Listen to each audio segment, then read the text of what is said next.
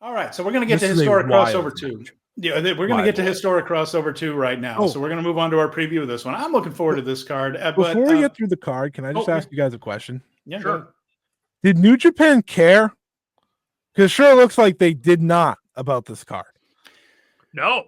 This feels more like a Stardom card than a New Japan card by a long shot. I'm having a hard time justifying $35 for this card. I'm going to be honest. Oh, I'm not. I'm enough of a Stardom fan that I don't mind. I mean, I'm sitting back. You guys are walking me through this, but I'm trying to find the through line for me personally. No, I'm enough of a Stardom nut that I'm in on this. But yeah, I understand. Tell me on it, you guys. $35 is steep though, even for Bushi Road. That's a steep one. Couldn't believe they were charging extra. It's on World. Why are we charging extra? Just yeah. It's frustrating, but that's what they do. They do about one of these every month or two. The pay-per-view. Tell me. It's why the Lowell show was not a pay-per-view, because this one is. Because that Lowell show would have been one of those New Japan Strong pay-per-views. It would have been about $20 that we always bitch about on this show, that we had to pay an extra $20, and now it'll be this one that we complain about that we had to pay extra for. You too. Sell me on this show. Let's do it.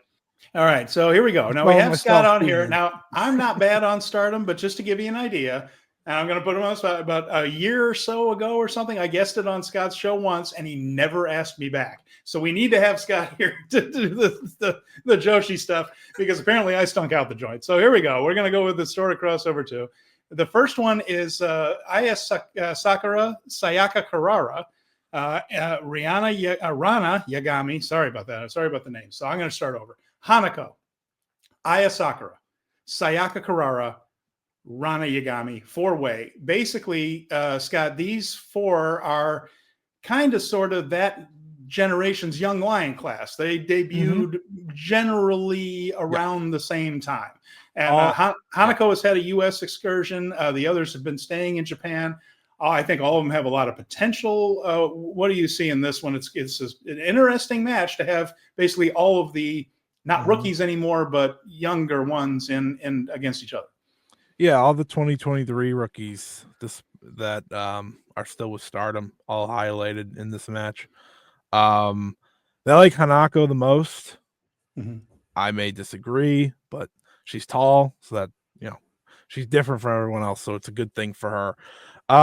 This is I believe is not on the official card. It's the pre-show match. It's weird that they're doing this. I'm not gonna lie to you. Like, it's just a very random match, but it's kind of fitting of a New Japan card if you think about it, because of those Young Lions-esque matches that they often do. So in that way, I kind of like that they did this, because there is a theme to it, at least fitting the New Japan side of things. I think Aya Sakura is actually the best of these 4 right now. I think she's been having a great little run, but Hanako will be the one walking away to win. I'm not going to convince Jeremy to watch this show based on this match. I'm just saying that now.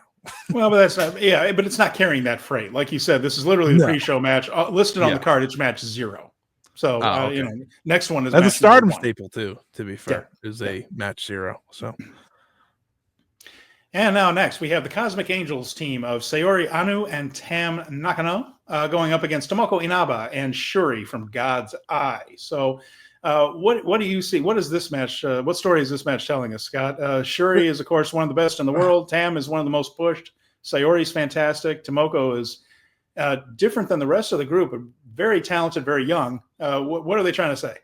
They're trying to tell me that I should watch this as a Stardom fan, because I wish this match was happening on a Stardom show, because they get proper time. I'm worried that they're not going to get time because they're first. That's my big problem here. But Tam is the World of Stardom champion, so I'm sure they'll get a little bit of time. It's weird. When this show was made, I thought maybe this was a preview for Tam and Shuri. They've been throwing a lot of curveballs as to who Tam would be facing at Stardom Dream Queendom. Ultimately, they did not go that way. It's a different match. It's Tam and Saya Kamatani. That being said, it's a good opener to give you an idea of what Stardom is all about. If they give them 10 minutes, they're going to have a good match. They're all incredibly talented. And again, it's the world champion here on this show. It's really weird, though, seeing Sayori and Tomoko on this. I know Sayori is a signed Stardom talent, but she still isn't to me, because she does so many other things. And Tomoko is not a signed Stardom talent. But you know what? Taka Michinoku deserves to get his prize pupil on here too. So it should be a good match if you're looking to get into Stardom, get a taste of Stardom. I think this is actually the best match for that besides the big title match. All right. After that one, we will have. Now this one's all over the place. We have a 6-woman tag. This is Azumi, Mei Sarah, and Miyu Amasaki. That's from the Neo Genesis group. And then from the Hate side, so the hardcore heels, what's left over of Oedo Tai with some additions. We have Konami, Ruaka, and Rina. And Azumi and Mei Sarah, they've got a lot of heavy lifting to do in this match. Rina's really good. Ruaka is young and maybe not quite as good on that end of it. Konami can be a struggle sometimes, for me anyway, personally. Of just Konami is on autopilot at all times. And I mean, to me, the real future talent here is probably either Miyu or Rina. Azumi's fantastic, of course. Mei's fantastic. So I just feel like that Neo Genesis group's going to have to carry a lot of this one. I think this show missed an opportunity by not putting Azumi in a bigger match because of her international popularity. I think she's a little more popular than others, and I know this show is not just for Japan, it is for the worldwide audience. They don't seem to realize that, though, do they? They just it sure feels like Azumi's getting slotted down the card all of a sudden, which is interesting. Yeah. Again, the timing of the year makes everything interesting. Because Azumi was in line for an IWGP Women's title match that felt like was supposed to be at this show. That was the whole plan, and then it just poof, gone. Like, I mean, so let's put it out there. I mean, do you think that Marty Gold is a possibility for Azumi? Do you think North America is a possibility for Azumi? If Bushiroad seems a little nervous about her, I think both are. I think both are very open. Azumi, got over for the most part she got over in her Stephanie Vaquer match on a strong show earlier this year. She got over in a Toni Storm match on Collision. So I wouldn't rule that out. And anyone that had a long time connection to Rossi Ogawa should at least be seen as a possibility. And that's someone like Azumi, who, her entire growing up was working for Stardom under Rossi. So yeah, quite literally, this is one of the ones for the folks that aren't as into Joshi, but she and Starlight Kid is another one. Started 11 years old with Rossi? Yeah, training started 11. I think Kid was like 13 or 14 when she started. So very, very, very young, and basically like all their lives they've known Rossi Ogawa, and so this last year has probably been very strange for him. Dunstan has a question for you, Scott, before we move on, because it pertains to Azumi. Does Stardom really care for international exposure? It feels like they don't, since they didn't capitalize on Azumi after the Tony match, nor Mina. To me, this could go a couple of different ways, that they're just simply nervous about pushing someone they feel like they're probably going to lose. But I don't know. What's your take on this question? It's a good question. Yes and no. No, because they always have been more focused on the Japanese crowds and what the Japanese crowds care for, because at the end of the day, that's who's buying tickets, that's who's buying subscriptions, that's who's buying t-shirts, that's who's buying everything. I think a little bit more this year with your involvement with AEW, they've started to consider it a little more, but not to a major extent by any means. I don't, Mina goes over, she comes back. She goes over, she comes back. Like, it's a relationship that didn't really benefit Stardom until Toni Storm came over for the one shot recently, which, was cool and all. It's yes and no, because I don't think it's their number one or number two priority. Japan will always be number one and number two, and rightfully so, because again, that's who they're working for. So when you're selling out your buildings in Japan, then you worry about getting over in the United States. And right now, that's not happening for either of the Bushiroad companies. It's part of the reason that I think like New Japan should do less strong shows, because I just think like those shows will do better when they're more sparse, right? Like, people want to see New Japan after they didn't see it for a long time. It's different now. But that's just a me thing. But yeah, it's a little different now. Okay. Next match, Scott, what do you got here? Let's see. The next one is going to be Okay. Now we're getting into the New Japan section of the program finally. So we have basically Jeremy, sell me on this. This is a house show match that would be on about second or third, maybe. So we have from the United Empire, Jeff Cobb, Francesco Akira, and Callum Newman facing Bolton Oleg, Tiger Mask, and Toru Yano. So, yeah, this is a half-assed New Japan match in this one. There's no other way to put it than that. This, like I said, on a house show in Anjo, this would be second or third on the card. There will be 3 minutes in which Bolton Oleg and Jeff Cobb will beat the hell out of each other. And that will be a lot of fun. There'll be some high flying from Akira and Callum Newman. That, too, will be a lot of fun. But this is an exhibition match with absolutely no reason for it to happen. None of these individuals are currently feuding with each other. None of these individuals have any beef with each other. This is a match in the middle of a card on a show in which you're asking for $35. Yeah, and it just feels like New Japan. We're sitting around just going, well, who's in Japan when this card's happening? Let's just, these 6 are? All right, let's throw them on there. Yeah. That's what it felt like. Tell me I'm wrong. I am trying to understand why. I love doing my podcast, and I will watch this show because I love doing my podcast. All right, I'm just gonna say it. I'll say it because I know it. New Japan and some of their roster members do not care about this, and you could just see it throughout the entire lineup. That's all you have to That's all you have to say. Contractually obligated show. I don't know if we're going to see historic crossovers. Which they stopped doing, but they felt like they had to do it again. There were enough people asking for this show to come back because the first one was a lot of fun, and people wanted it last year though. And they finally were like 2 years later. They're like, here you go. Don't ask us for another one. It was leave me alone.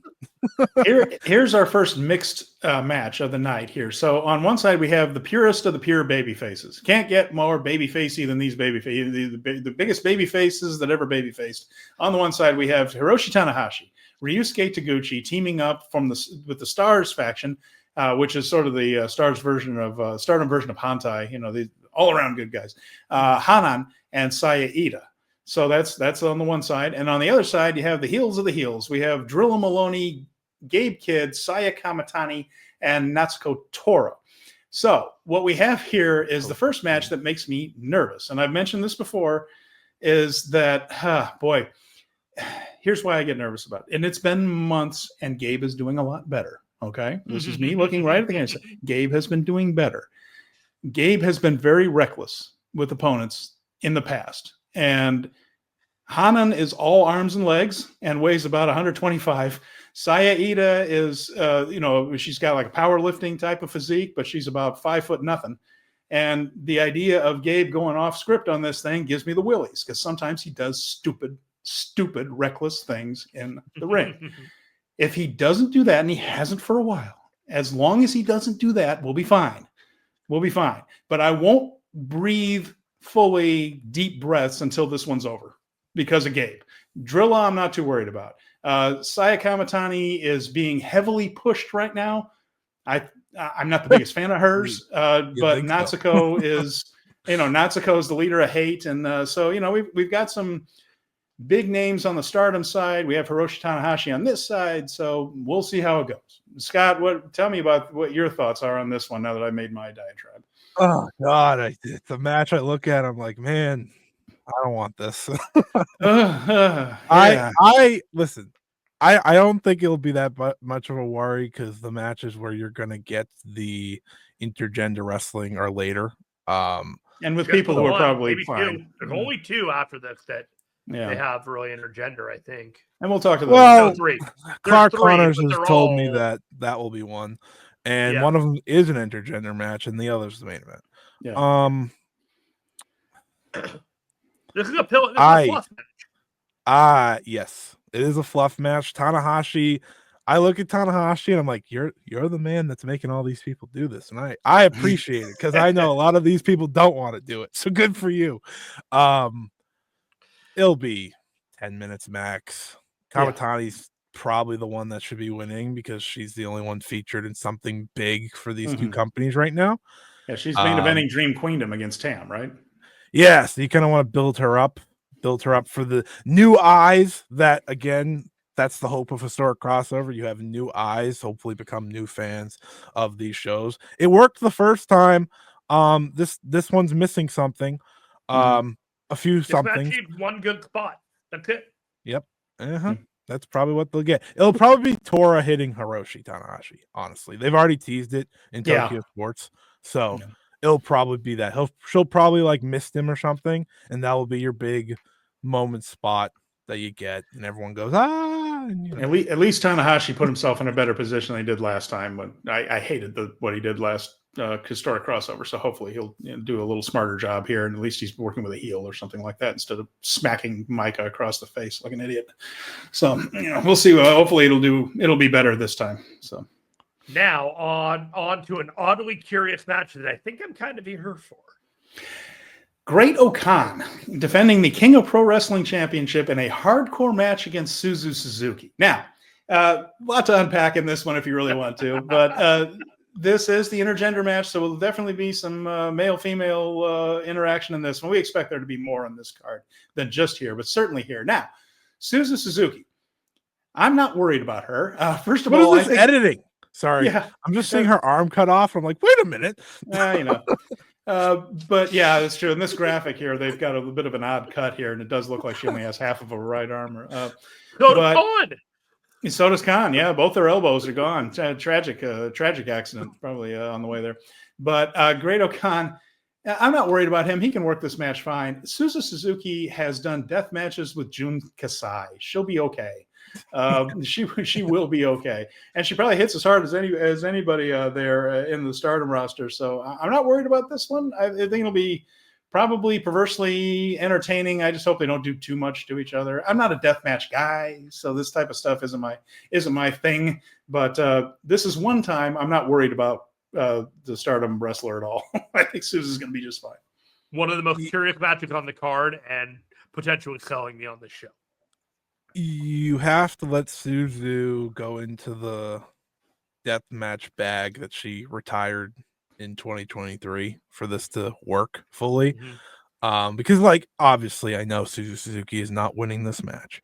Sure. But we're a year removed from her main event, winning the biggest tournament in Stardom, main eventing the biggest show in Stardom. They don't see her in that light anymore, and it's very apparent.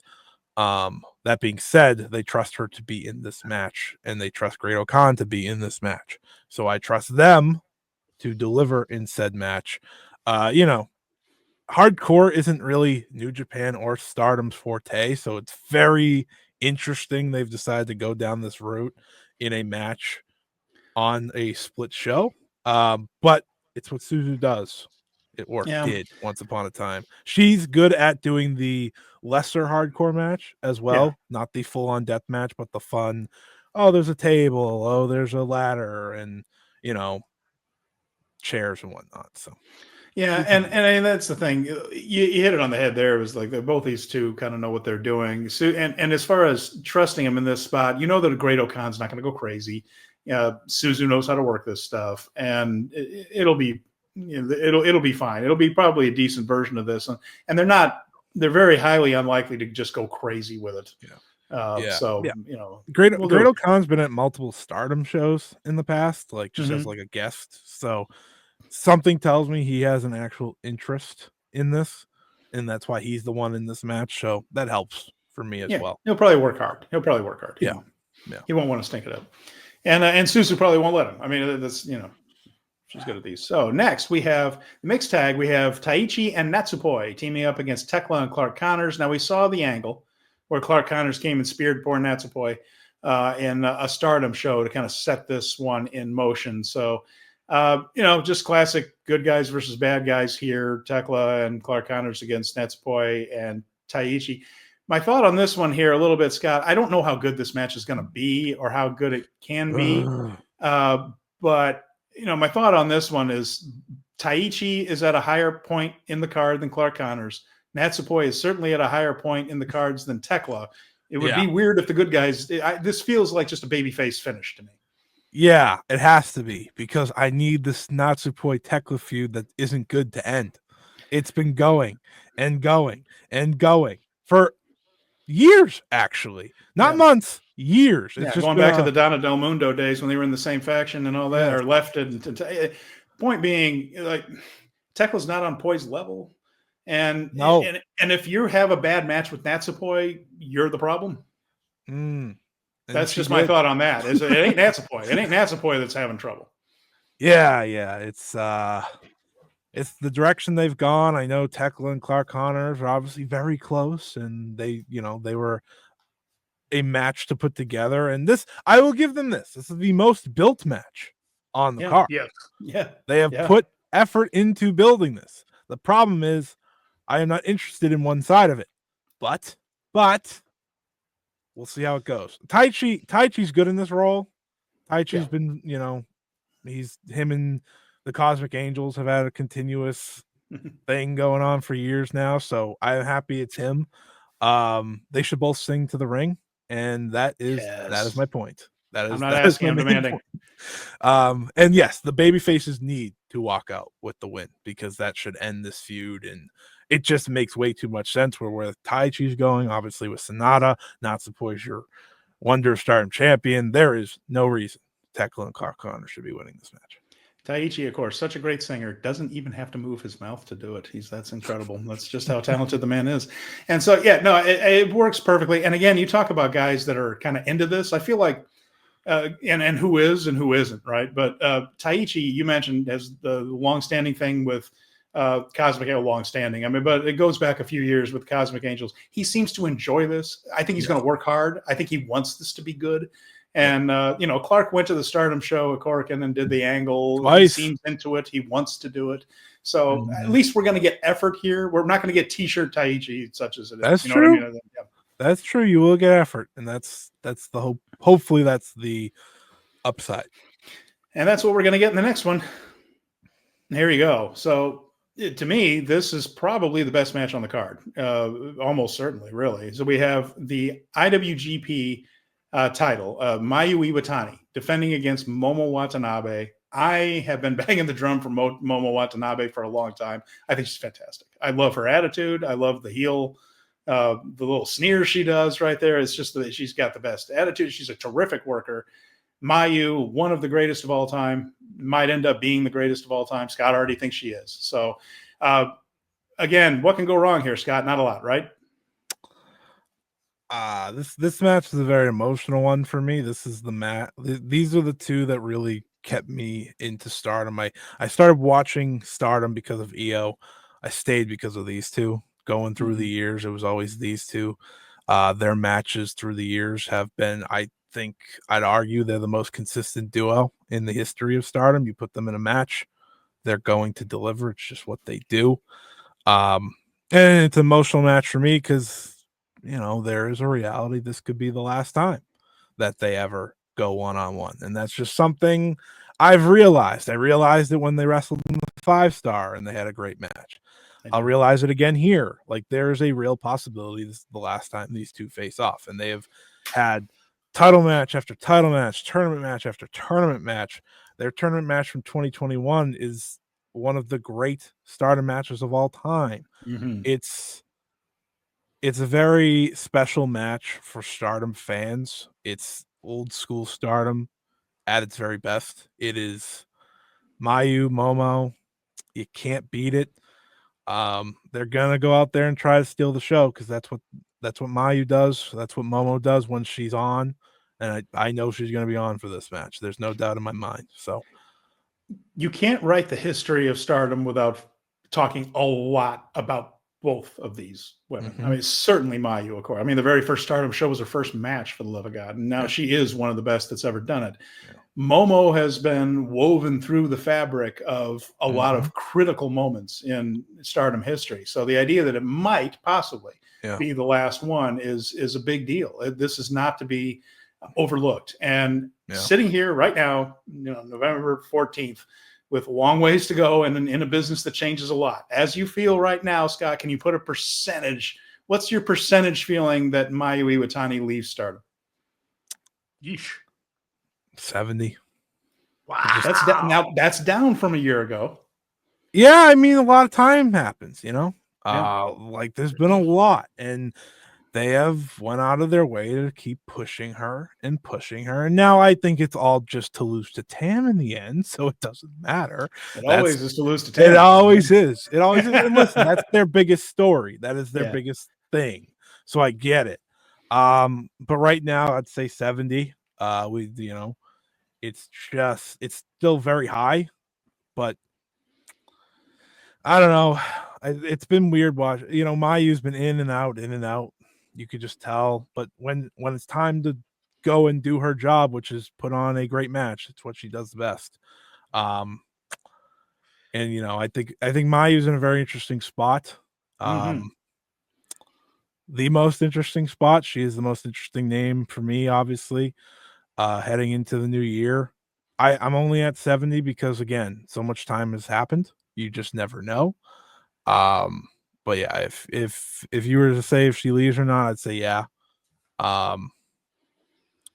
There's just a lot of opportunity. The thing about her in Stardom is she is Stardom, but at the same time, she's done everything. So it's like, does she welcome a new challenge? Does she want to go back working for Rossi? All these things. I've seen people debate month after month, week after week. Oh, she's not going to go. She's going to go. She's not going to go. That's why I asked you. But no, I watch Marigold because I have the Wrestle Universe thing, and I do watch Marigold. The thing that strikes me about Marigold is that it is either there is no real mid card in Marigold. What I mean by that is you are either green as grass and starting and just getting your feet in the business, or you're one of the best in the world. Those are the only two people that are in, those are the only two types that are in Marigold. There's no one who's pretty good. There's no one who's okay. There are people who a lot of those low ones, they're building up to be there, but it is very fresh. And they'll get there. But some of them will, some won't. That's how this works, right? But we're not there yet. And it's probably going to take another year before we get anybody who's pretty good or someone who's okay, like that type of mid-card level. So for Mayu to go over there, there's always the Utami match. There's always the possibility then that you can get, Kyrie or Io, or, we've seen where things like that can be worked out. And that's exciting. But part of it also has to be Mayu is like, oh God, do I have to just drag these people through matches? I'm going to have to just drag these youngsters through matches for a while. And, I don't know. She has a decision to make, and it's going to be a tough one. But she's one of the few absolute game changers. So, yeah, I mean, I've said it before. If she does leave, based on this past year, I'm going to have very little reason to fully invest in Stardom anymore. So, just because, I think if she leaves, it's like a domino effect. So, it'll be interesting. There's a lot of challenges for her. Whether she stays or leaves, it's just hard for me based on, you just saw it emotionally on her face and how she reacted at that time last year. There's healing, but it's also I forgive, but I don't forget. We'll see. We'll see. Well, this time last year was all very, very fresh. It just happened, right? It didn't run. Yeah. This time last year, all the madness was happening backstage, and we didn't know. Yeah, true. Mayu knew. It makes sense why Historic Crossover 2 didn't happen last year. Oh, it was chaos back there. I mean, it was chaos. What was the guy's name? What was the guy that ruined everything? I forget his name. Oh, I know who you're talking about. Okada replaced. Yeah, the guy. His name. He was the mess. He was the original mess. Yeah, that's right. Yeah, but this match should be fantastic. This match to me is the reason I'm watching this show. I can't watch it live because I'm going on a small trip, but when I do watch it, I'm going to be very invested. And yeah, everyone's in for a treat. That's what they do. It's not last, but it's the main event to me. That's why I'm watching.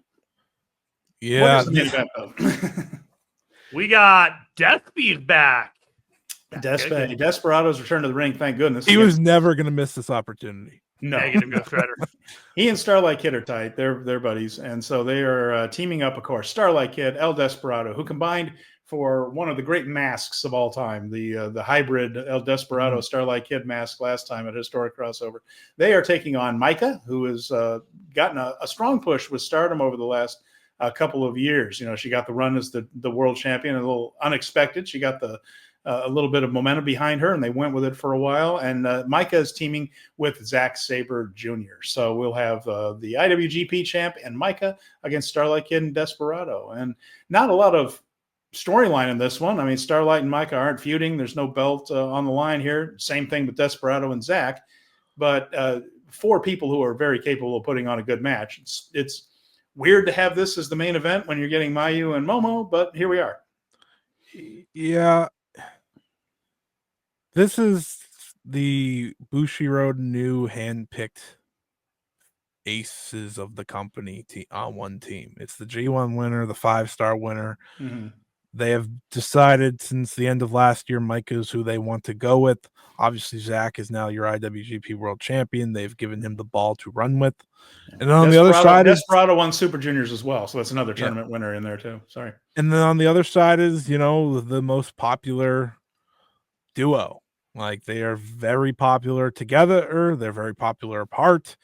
It makes all the sense in the world, truthfully. I understand why this is the main event. You wanted New Japan Stardom in that main event together. If you weren't going to put a New Japan title match on here, this was the follow through. This is the first match announced, of course.